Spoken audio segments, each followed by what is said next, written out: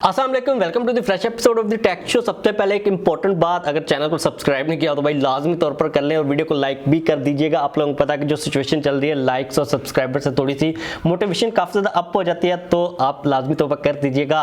पहली अपडेट की बात करें तो आप लोगों को पता है टिकटॉक को हमें डायरेक्टली तौर पर पेमेंट नहीं करता। लाइक जिस तरह यूट्यूब के ऊपर हमें मोनेटाइजेशन के थ्रू पेमेंट मिलती है ना, इसी तरह हमें टिकटॉक के ऊपर कोई पेमेंट नहीं मिलती। टिकटॉक ना जुगाड़ के तरीके से कोई क्रिएटर फंड, कोई थोड़ी बहुत मतलब प्रमोशनल टाइप की कंपेन्स वगैरह करके क्रिएटर्स को पे करने की कोशिश करता है, लेकिन ऐसा कोई प्रॉपर तरीका नहीं है जिस तरह हमें यूट्यूब के ऊपर मिलता है। और इसी रीजन की वजह से मैं टिकटॉक के ऊपर प्रॉपरली काम नहीं करता, क्योंकि मुझे पता है व्यूज आ जाएंगे, थोड़े बहुत फॉलोअर्स भी आ जाएंगे, लेकिन भाई बाद में धंधा बिजनेस चलेगा नहीं तो उसका कोई खास फायदा नहीं है। लेकिन अब ये एक नई स्कीम लेके आने वाले हैं।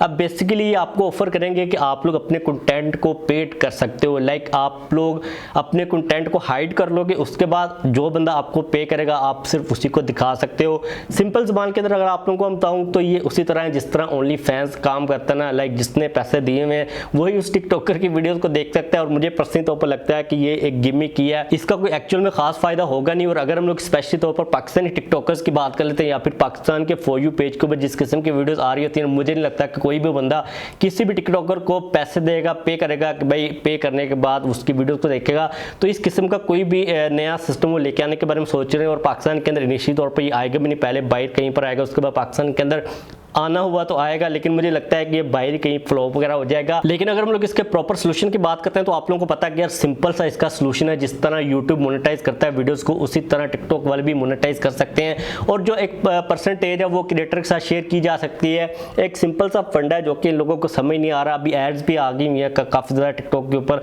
और जो स्पॉन्सर आप लोग अपने करते हो कंटेंट को, वो भी ऑप्शन आ गया हुआ है। तो मुझे लगता है कि ईजिली ये काम किया जा सकता है। अगर यूट्यूब जितना 45% ये पे नहीं कर सकते तो भाई थोड़ा कम रख लें, लेकिन एटलीस्ट किसी को कोई लालच तो हो ना मेरे जैसे लोगों को कि भाई हम प्रॉपरली उसके ऊपर काम करें, और जो ऑलरेडी वीडियोस बना रहे हैं उनको भी थोड़ा बहुत बेनिफिट हो जाए। तो लेट्स सी के एक्चुअल में ये काम कब होता है और टिकटॉक इस किस्म का कोई प्रोग्राम लाता है या फिर नहीं लेके आता। इसके बाद बात करें नेक्स्ट अपडेट की। अब जिस तरह टिकटॉक क्रिएटर्स को पे नहीं ना करा, इसी तरह इलोन मस्क ने ट्विटर को बाय कर लिया। अब उसको समझ नहीं आ रही कि भाई मैंने इतने जो 44 बिलियन इसके ऊपर लगाए हैं, मैं अपने पैसे को कैसे रिकवर करूं। पहले अजीब उसने फंक्शंस निकाले, अब एक नया मतलब स्यापा सामने आ गया। वह अभी रिसेंटली ये चीज़ रिपोर्ट की गई है कि इलोन मस्क की जो ट्वीट्स थी ना वो लोगों तक पहुंच नहीं रही थी, ज़्यादा लोगों की तक रीच उसकी नहीं हो रही थी, जिसकी वजह से उसने इंजीनियर्स को फारिग कर दिया। भाई मेरी ट्वीट्स इतनी ज़्यादा आगे क्यों नहीं जा रही, मैंने ट्विटर बाय किया है और मेरी ट्वीट्स ही आगे रीच नहीं कर रही। उसके बाद क्या हुआ कि इलोन मस्क की ट्वीट्स हर बंदे को नज़र आना स्टार्ट होगी। मतलब कि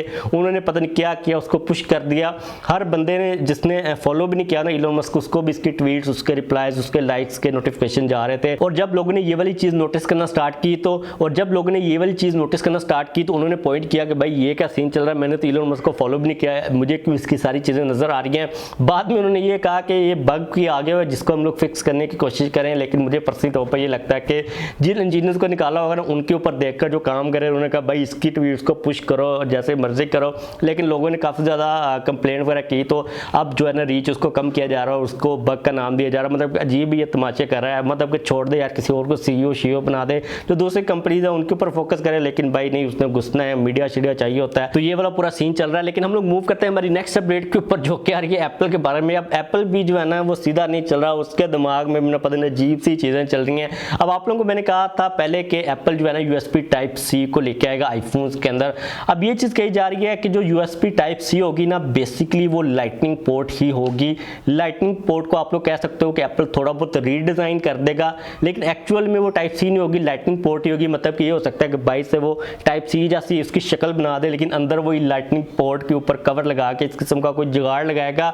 लेकिन एक चीज़ जो कि समझ भी आ रही है, जो कि एप्पल ने डेफिनेटली करनी भी है, वो ये है कि जो मेड फॉर एप्पल या फिर आईफोन या फिर iPad MFI पता नहीं क्या अजीब सी इन्होंने अपनी टर्म्स निकाली हुई हैं, उनको एक सर्टिफिकेशन साथ अटैच करनी पड़ेगी। लाइक एप्पल अपनी एक तो ऑफिशियल प्रोडक्ट्स को बेचेगा ना, साथ में अगर किसी third party type C cables को बनाना ना, तो उसको एप्पल की सर्टिफिकेशन लेनी पड़ेगी, एप्पल को उसका मार्जिन देना पड़ेगा। एप्पल की जितनी भी प्रोडक्ट्स होती हैं वो MFI होती है, मतलब कि मेड फॉर आईफोन या फिर आईपैड होती हैं। तो इस किस्म की कोई सर्टिफिकेशन घुसाएगा या फिर जुगाड़ कोई लगाएगा, लेकिन उन्होंने 2024 तक का जो टाइम है यूरोप के अंदर उन्होंने दिया हुआ है, तब तक आईफोन के अंदर टाइप सी को लेके आना ही आना। लेकिन अब ये चीज़ कही जा रही है कि जुगाड़ शुगाड़ लगा के मे भी आईफोन 15 के अंदर लाइटनिंग को ही इंट्रोड्यूस करवा दिया जाए, उसके ऊपर थोड़ा बहुत टाइप सी जैसा शक्ल का कोई कवर शवर चढ़ा के।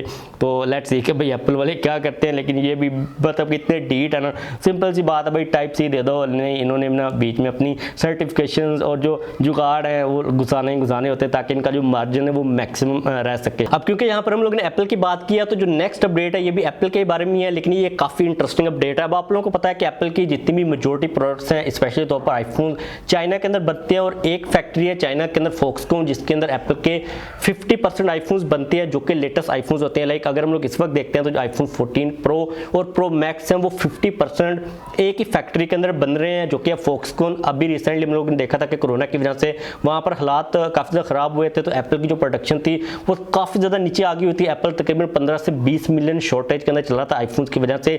और इसके अलावा अगर हम लोग देखते हैं अमेरिका और चाइना के आपस में काफ़ी ज़्यादा टेंशन भी रहती हैं।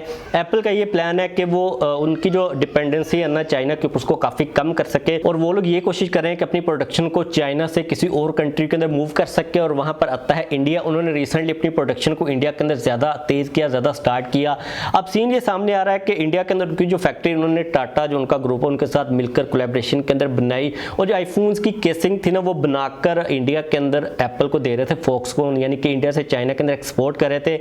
लेकिन सीन ये चल रहा है कि जब वो केसिंग्स को बनाते थे ना, उनकी जब टेस्टिंग होती थी तो तकरीबन 50% तक जो केसिंग्स होती थी वो क्वालिटी को मैच नहीं करती थी, वो कैंसिल हो जाती थी। यानी कि इंडिया इतनी ज़्यादा इनफ अच्छी क्वालिटी के अंदर केसिंग्स को प्रोड्यूस नहीं करा, जिसकी वजह से वो कह रहे हैं कि भाई अभी तक उनके लिए चाइना ही मेन स्ट्रीम के अंदर, मतलब कि प्रोडक्शन का यूनिट जो है ना वो डिपेंडेंसी चाइना के ऊपर ही रहेगी। अभी तक के लिए इंडिया के अंदर उस क्वालिटी की प्रोडक्ट्स को बनाना जो कि एप्पल को चाहिए होती है वो पॉसिबल नहीं है। लेकिन अच्छी बात यह है कि क्योंकि वहाँ पर प्रोडक्शन स्टार्ट हो चुकी है तो वो अपनी क्वालिटी को भी इंप्रूव कर लेंगे। और उनका ये प्लान है कि 2025 तक एप्पल की जो ग्लोबल सेल्स है ना उनका तकरीबन 25% इंडिया के अंदर बने, और 2028 तक वो लोग 50% का जो टारगेट है वो हिट करने वाले हैं। कि उनका जो प्लान है कि 2028 तक हम लोग जितनी भी एप्पल की प्रोडक्ट्स हैं जो कि आउटसाइड ग्लोबली सेल कर रहा हूँ उनमें से 50% इंडिया के अंदर बने। तो लेट्स सी कि भाई ये वाला गोल कितना ज़्यादा इजीली अचीव होता है। लेकिन अच्छी बात उनके लिए, हमारे लिए तो भाई सत्यानाश ही चल रहा है। हम भी मार्केट का शेयर ले सकते थे, लेकिन भाई आपको सिचुएशन का पता ही है। और इस सब डेट को कवर करने का मकसद भी ये है कि भाई हम लोग थोड़ा सा रोना रो सकें कि वो कहाँ पर पहुंचे हुए, भाई हमारा क्या सत्यानाश सीन वगैरह चल रहा है। लेकिन अच्छी बात है यार कि एक कंट्री जो डेवलप हो रहा है वो होता रहे, और एक कंपनी का एक कंट्री के ऊपर इतना ज़्यादा इन्हसार भी नहीं होना चाहिए, ताकि अगर उनकी अमेरिका के साथ कोई मसला मसाइल कोई जंग होती है तो भाई एप्पल की प्रोडक्ट से सेल होना मतलब कि रुक जाएंगी। क्योंकि अगर कोरोना आया था जिसकी वजह से इतनी ज़्यादा सेल्स ड्रॉप हो गई थी, तो जाहिर अगर जंग होती है, कोई पाबंदी लगती है तो काफ़ी एक वर्स्ट सिचुएशन हो सकती है। इसके बाद बात करें नेक्स्ट अपडेट की, जो कि आ रही है नॉन कस्टम स्मार्टफोन्स के बारे में। अब आप लोगों को मैंने एक पूरी डेडिकेटेड वीडियो दी थी नॉन कस्टम स्मार्टफोन्स के बारे में, उसके बाद मुझे काफ़ी ज़्यादा फीडबैक आई।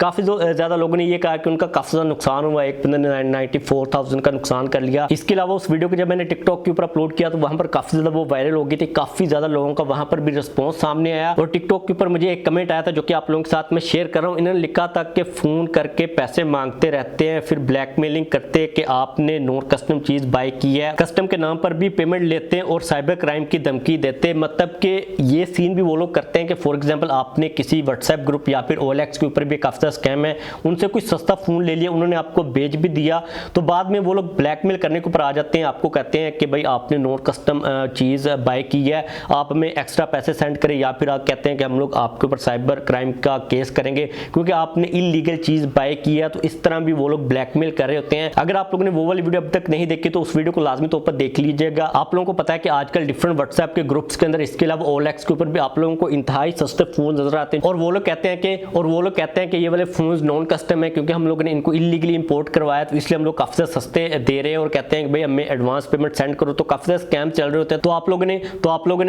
ने अपने आप को इन सारे फोन से काफी ज्यादा दूर रखना। आप लोगों ने इनके स्कैम के अंदर बिल्कुल भी नहीं आना। आप लोगों को मैं वीडियो का लिंक नीचे प्रोवाइड कर दूंगा, आप लोग लाजमी तौर पर उस वीडियो को देख लीजिएगा।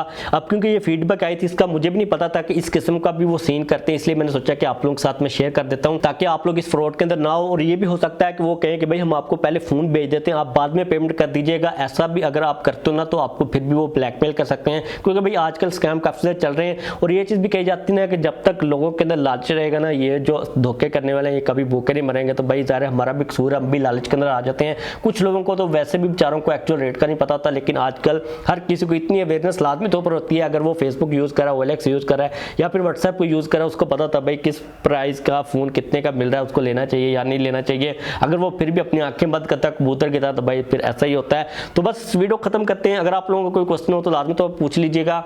मेरा गला यार काफ़ी ज़्यादा खराब भी चल रहा है, आवाज़ ठीक नहीं आ रही, बीच में खांसी भी आ रही बहुत ज़्यादा। इस वीडियो के अंदर मैंने टेक्स लिए हैं, तो लाइक लाजमी तौर पर कर दीजिएगा भाई। लाइक मांगने का ये नया तरीका मैंने निकाला है, खांसी का बहाना देगा भाई, लाइक कर दो बस, कर दीजिएगा। सब्सक्राइब भी चैनल को कर लीजिएगा।